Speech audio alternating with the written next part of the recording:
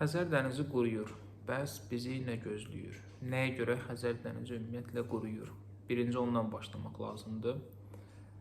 Bütün dünyada, okeanlarda, dənizlərdə suyun səviyyəsi yüksəlir get-gedə, amma Xəzər dənizi çəkilir. Yəqin ki, bunu internetdə görmüsünüz və yaxud da elə Bakıda Xəzərin Azərbaycana aid olan hissəsində, sahil ərazilərində bu hiss olunur. Məsələn, bu il biz Buzovnaya çimərliyə getmişdik Bakıda olanda və orada müşahidə elədim ki, sahil xəttindən artıq bir xeyli uzaqlaşıb, belə deyək, dəniz. Çünki bu bisetkalardan görmək mümkün idi. Orada quraşdırılan bisetkalardan. Düz bəzi yerlər artıq bunu biraz qabağa çəkiblər. Amma ümumilikdə görünən odur ki, bu daxili hövzədə yerləşən bir dənizdir. Dəniz deyil, əslində göldür. Sahəsi 371 min kvadrat kilometrdir Xəzərin və Xəzər dünyada ən böyük göl hesab olunur. Burada Xəzərə gələn çayların su gətirməsində böyük problemlər var. Xüsusən də Volqa çayı, hansı ki 80%-ə qədər suyu Xəzərə gətirir və bu çayın artıq son illərdə gətirdiyi suda azalma müşahidə olunur. Bunun da əsas səbəbi ondan ibarətdir ki, Volqanın suyu istər suvarmada, istər energetikada və istərsə də sənayedə istifadə olunur. Suvarma aydın məsələdir ki, kənd təsərrüfatına görədir. Avadanlıqların, motorların soyudulmasında sudan geniş istifadə olunur və aydın məsələdir ki, daha sonra bu su artıq digər ərazilərə yönləndirilir və çirklənmiş su hesab olunur və yaxud da digər bir ərazilərdə toplaşır. Başqa bir məsələ ondan ibarətdir ki, Xəzərə gələn artıq çaylar əvvəlki qədər su gətirmirlər, bu aydın məsələdir və eyni zamanda temperaturun dəyişməsi ilə, yəni yay aylarında havanın isti keçməsi ilə artıq buxarlanma da çoxalır və Xəzər təkcə təbii ki, çaylarla qidalanmır. Məsələn, Azərbaycandan Kür çayıdır, əsas məşhur çay, Rusiyadan Terek çayı və yaxud da Volqa çayı və İranın da bir çay Xəzərə tökülür. Yəni çox az bir çay Xəzərə tökülür və Xəzərdən heç bir çay başlamır. Ona görə də Xəzərin suyu duzludur, amma dünya okeanının duzluğundan duzluğu daha aşağıdır. Əgər Xəzərdə belə deyək, çimmək şansınız olubsa, inanıram ki, olub və digər başqa yerlərdə çimmisinizsə, məsələn Aralıq dənizində görürsünüz ki, Aralıq dənizinin suyu daha duzludur, nisbətən təmiz görsənməsinə baxmayaraq. Amma bunun biraz da tarixi məqamları var. Çünki Xəzərin əgər məsəl üçün Sovet dövründəki araşdırmalara baxsaq, Xəzərin səviyyə tərəddüdü olub həmişə. Yəni müəyyən illərdə səviyyə yüksəlib, müəyyən illərdə səviyyə düşüb, amma o yüksəlmələrdə, enmələrdə heç birində iqlim dəyişikliyi prosesi mərkəzdə olmayıb. Hal-hazırda bu proses də var. Dünyada su çatışmazlığı böhranı artıq başlayıb. Yaxın Şərq əraziləri, məsəl üçün 30-35-ci paraleldə olan ərazilər siz təsəvvür edə bilərsiniz. Məsələn, Türkiyənin cənub hissəsi, Azərbaycanın cənub hissəsi, İran və digər subtropik qurşaqda aşağıda olan tropik qurşaq ölkələrində bu müşahidə olunur. Xüsusən son illərdə İranda su hövzələrinin quruması, Türkiyənin cənub hissələrində su hövzələrinin quruması, İraqda ciddi su problemləri və bunlar yavaş-yavaş bizim coğrafiyada gəlib çıxmaqdadır.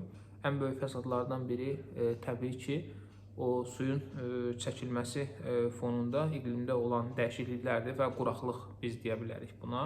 Çünki quraqlıq həm də o mənaya gəlir ki, Xəzər sahilində əkinçilik olan ərazilərdə daha çox suvarma tələb olunacaq. Çünki havanın artıq rütubətliyi quraqlıq nəticəsində yavaş-yavaş aşağı düşməyə başlayır və bu da torpaqlar məhsuldarlığının itirilməsinə gətirib çıxarda bilər və ən son nəticədə isə təbii ki, həmin ərazilərdə əkinçiliyin və istehsalatın aşağı düşməsinə gətirib çıxarda bilər. Payız aylarında köç edən quşlar var. Bu, onların köçünə təsir edə bilər ciddi şəkildə, onların qidasının yoxa çıxmağına, çünki müəyyən balıqlar həmin quşlara yemdirlər. Və bu əsas ciddi problemlər bunlardır və ən bunların arasında qorxulusu təbii ki, iqlim məsələsi və su çatışmazlığının daha da dərinləşməsidir. Çünki su çəkildikcə istər-istəməz suya tələbat sahilyanı şəhərlərdə çoxalır.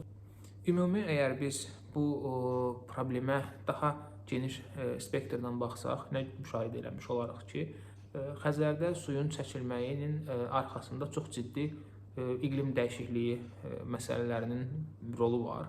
Bu nə mənaya gəlir? Yəni Xəzərə təkcə çaylar vasitəsilə yox və yaxud da digər belə deyək də kanallar vasitəsilə suyun gəlməsində azalma yox. Eyni zamanda Xəzər özü yeraltı sularla da qidalanan bir göl hövzəsidir. Yəni burada biz bir azalma müşahidə edirik və həmişə nəzərə almaq lazım ki, Xəzərin su toplaması məhz şirin suyun hesabına olub o ətraf ərazilərdən. Özü isə Tetis okeanının qalığı olaraq formalaşıb, lakin çox uzun illər ərzində onun özünün daxili flora-fauna sistemi yanında, məsələn, Xəzər suyu itisi, nərə balığı, bunlara əsas misal kimi göstərmək olar və burada ciddi azalma müşahidə olunur. Bu, o mənaya da gələ bilər ki, Xəzəri çox uzun müddətə Urmiya gölünün taleyi gözləyir. 20-25 il bir müddət ərzində tamamilə bu yaxınlarda qurudu və sadəcə olaraq indi orada duz təbəqəsi qalmaqdadır.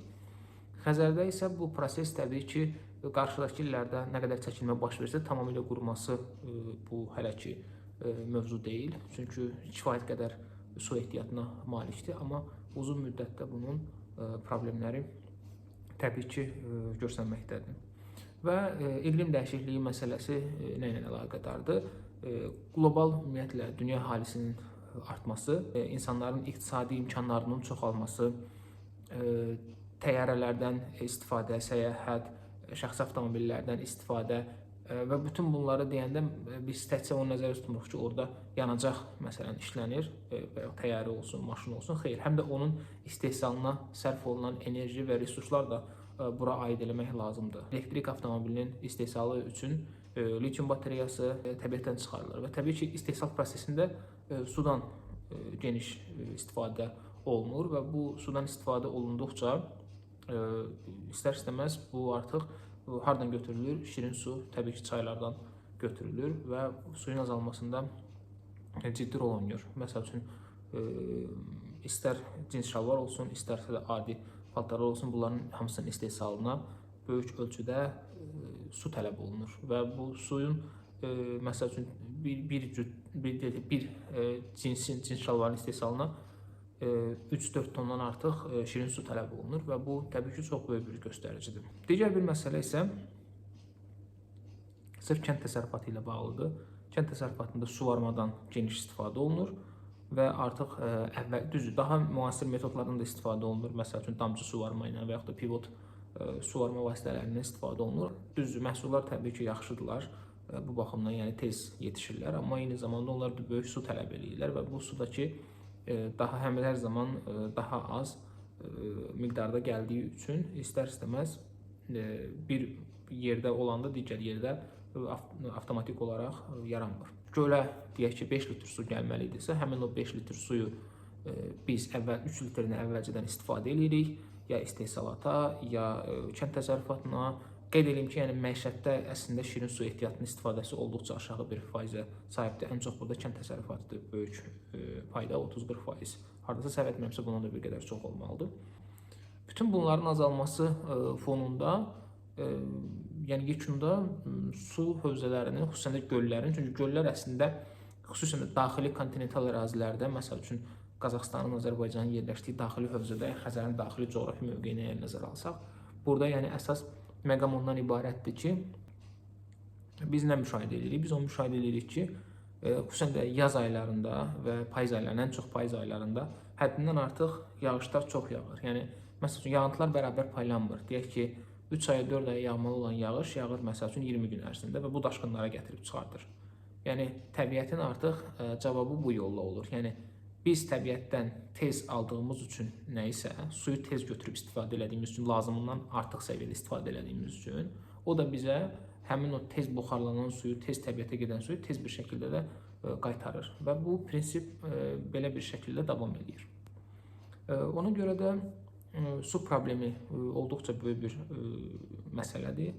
Yəni Xəzərin çəkilməsi ilə çaylarda suyun azalmasının arasında böyük əlaqə var və Bunlar bir-birinə həm də mənfi təsir edir. Yəni çayda nə qədər su azalırsa, Xəzər bir o qədər çəkilir. Xəzər nə qədər çəkilirsə, çayda da su bir o qədər azalır. Və bir-birinə təsir edən proseslərdir. Hətta bir neçə il əvvəl belə bir neçə il dedikdə, yəni mən orta məktəbdə təhsil alanda 2009-2010-cu illərdə belə deyirdilər ki, bir vaxt gələcək 1 litr su 1 litr benzindən baha olacaq. Əgər su resurslarına qənaət etməsək, biz əgər doğru şəkildə istehsalatımızı və kənd təsərrüfatımızı tənzimləməsək, təəssüflər olsun ki, su problemi ilə üz-üzə qala bilərik. Növbəti videolarda mən suyun şirinləşdirilməsi, duzlu suyun şirinləşdirilməsi haqqında danışacağım. O videonu da izləməyi unutmayın. Bu videonu izlədiyiniz üçün təşəkkürlər.